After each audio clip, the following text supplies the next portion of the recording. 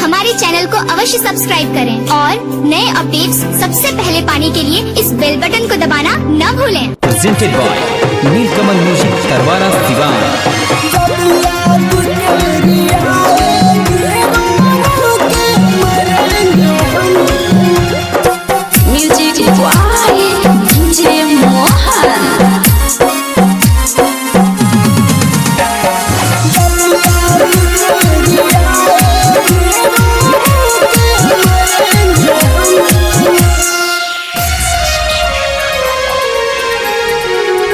दिल लेके जा रही हूँ, दिल लेके जा रही हूँ, दिल लेके जा रही हूँ। कैसे जिएंगे हम जब याद तेरी आएगी, जब याद तेरी आएगी, जब याद तेरी आएगी। रो रो के मरेंगे हम जब याद तेरी आएगी, रो रो के मरेंगे हम।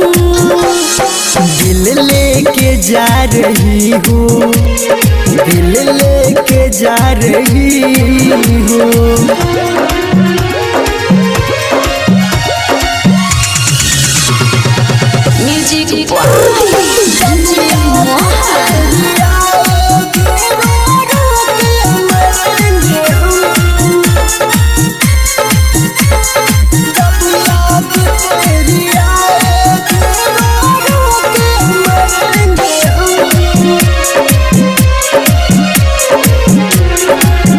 खाई थी झूठे कसमें, किया था झूठा वादा।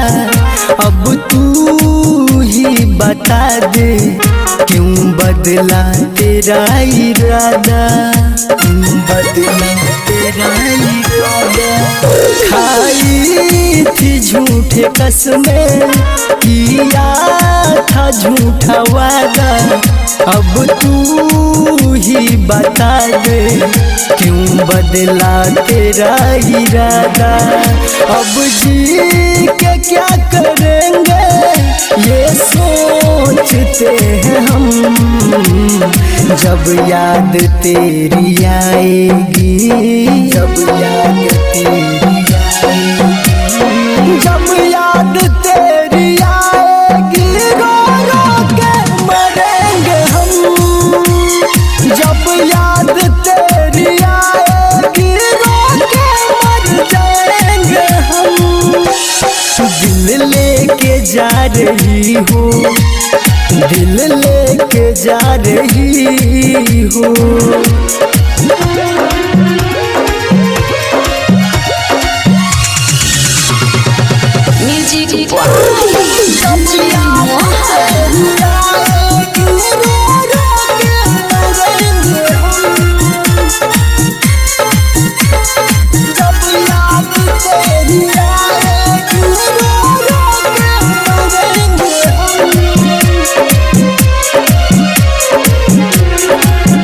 जाओगी मुझे छोड़कर पछताना पड़ेगा।